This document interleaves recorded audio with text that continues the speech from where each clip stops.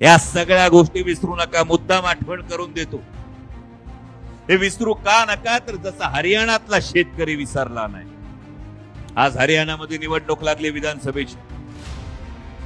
हरियाणात निवडणूक लागल्यानंतर हरियाणामध्ये परिस्थिती अशी आहे, भारतीय जनता पक्षाची 80 पैकी जेमतेम 20 जागा जरी आल्या तर डोक्यावरून पाणी, अशी भारतीय जनता पक्षाची परिस्थिती आहे. ताई, मनापासून अभिनंदन आहे, कारण काँग्रेस जिंकल्यात जमा आहे असं हरियाणामध्ये सांगितलं जात आहे. हे का जमा आहे, कारण तिथल्या शेतकऱ्यांनी हिशोब घेतला.